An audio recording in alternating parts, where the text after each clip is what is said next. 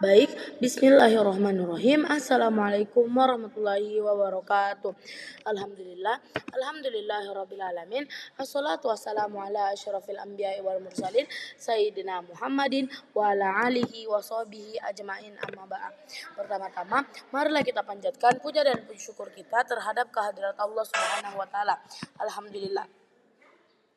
Dan tak lupa pula kita kirimkan salawat serta salam kepada junjungan kita Nabiullah Muhammad sallallahu alaihi wasallam. Allahumma sholli ala Muhammad wa ala ali Muhammad. Jadi hari ini saya akan mempresentasikan tugas infografis saya yang berjudul Beriman kepada Nabi dan Rasul. Apa itu beriman kepada Nabi dan Rasul? Beriman kepada Nabi dan Rasul adalah membenarkan bahwa Nabi dan Rasul merupakan utusan Allah Subhanahu wa taala. Jika salah satu diingkari, orang tersebut tidak termasuk golongan orang yang beriman.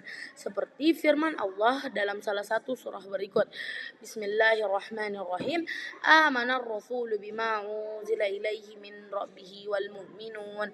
Kullu amana billahi wal malaikatihi wa kutubihi wa rusulihi la nufarriqu baina ahadin min rusulihi wa qalu sami'na wa ata'na ghufranaka rabbana wa ilaikal masir, yang artinya Rasul Muhammad beriman pada Al-Quran yang diturunkan kepadanya dari Tuhannya. Demikian pula orang-orang mukmin, masing-masing beriman kepada Allah, malaikat-malaikatnya, kitab-kitabnya, dan para rasul-rasulnya. Selanjutnya, apa yang dimaksud dengan ulul azmi? Ulul azmi adalah gelar para rasul yang memiliki ketabahan dan keteguhan luar biasa. Rasul ulul azmi artinya rasul yang teguh pendirian dan tabah dalam menghadapi berbagai masalah ataupun rintangan ketika menjalankan tugas menyampaikan wahyu kepada umatnya. Selanjutnya, rasul-rasul siapa-siapa sajakah rasul yang termasuk yang mendapat gelar ulul azmi dari Allah Subhanahu wa taala? Yang pertama, Nabi Nuh alaihi salam. Nabi Nuh alaihi salam Nabi Nuh alaihi salam memiliki kesabaran dan ketabahan dalam menerima ejekan dari kaumnya saat berdakwah dan membuat bahtera atau kapal atas perintah Allah Subhanahu wa taala, serta ketabahan hatinya dalam menghadapi anaknya dan istrinya yang tidak mau menerima seruannya. Yang kedua, Nabi Ibrahim alaihi salam. Kesabaran dan ketabahan hatinya dalam menghadapi ayahnya yang tidak mau beriman kepada Allah Subhanahu wa taala. Di samping itu, hati Ibrahim alaihi salam tetap melaksanakan perintah Allah Subhanahu wa taala dengan lapang hati untuk menyembelih anaknya yaitu Ismail. Bahkan Nabi Ibrahim alaihi salam tetap tabah dan sabar saat dibakar api oleh Raja Namrud. Yang ketiga, Nabi Musa alaihi salam. Keberaniannya dalam menghadapi Raja Fir'aun yang berjiwa musyrik dan zalim. Di samping itu, Nabi Musa alaihi salam selalu tabah dalam membimbing kaumnya yang banyak bertanya mengenai ajaran yang didakwahkan olehnya. Yang keempat, Nabi Isa alaihi salam. Kesabarannya dalam menghadapi caci maki kaumnya yang ditunjukkan kepada ibunya dan dirinya sendiri.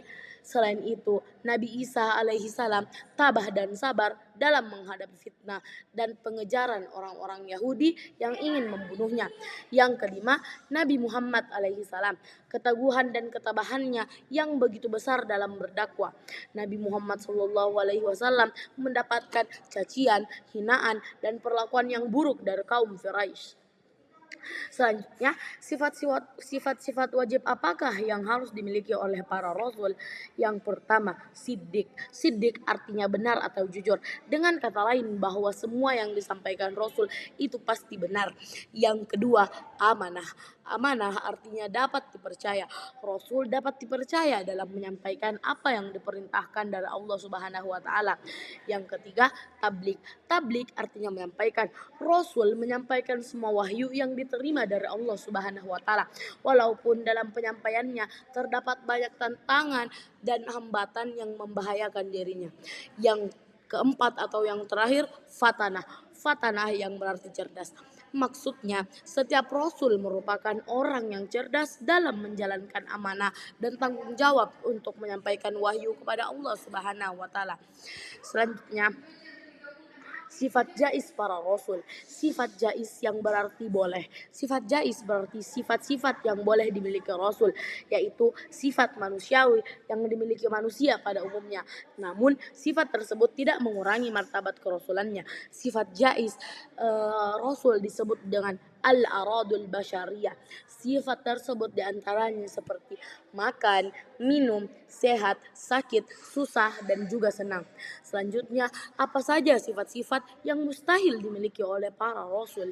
Yang pertama, kizib. Rasul Allah Subhanahu wa taala memiliki sifat siddiq yang berarti jujur.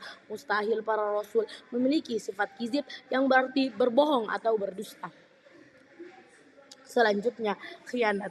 Khianat adalah kebalikan dari amanah. Khianat artinya tidak dapat dipercaya. Seorang rasul tidak mungkin bersifat khianat karena rasul adalah manusia pilihan Allah. Yang keempat, kitman. Kitman artinya menyembunyikan. Rasul tidak mungkin menyembunyikan ajaran Allah Subhanahu wa taala. Yang keempat atau yang terakhir, baladah yang berarti bodoh. Seorang rasul tidak mungkin bersifat bodoh karena seorang rasul memiliki sifat wajib yaitu fatonah. Selanjutnya, apa saja tugas-tugas para rasul?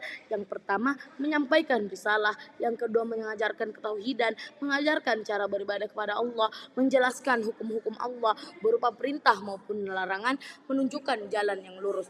Selanjutnya, apa-apa saja hikmah beriman kepada rasul? Yang pertama, menambah sempurnanya iman. Yang kedua, terdorong menjadikan rasul sebagai pedoman hidup. Menjadikan rasul sebagai pedoman hidup. Lalu selanjutnya, penerapan iman kepada rasul dalam kehidupan di generasi digital ini. Meneladani sifat-sifat rasul di era digital. Yang pertama, beriman kepada nabi dan rasul dengan sepenuh hati. Iman dan Islam dijadikan dasar dalam menjalani kehidupan sehari-hari. Ilmu pengetahuan dan teknologi dijadikan sebagai sarana kreasi. Menjadi pribadi yang berkarakter jujur, amanah, cerdas, dapat dipercaya dan bertanggung jawab. Karena itulah sifat-sifat yang wajib dimiliki oleh para rasul kita. Mungkin cukup sekian yang bisa saya sampaikan pada presentasi saya hari ini. Wassalamualaikum warahmatullahi wabarakatuh.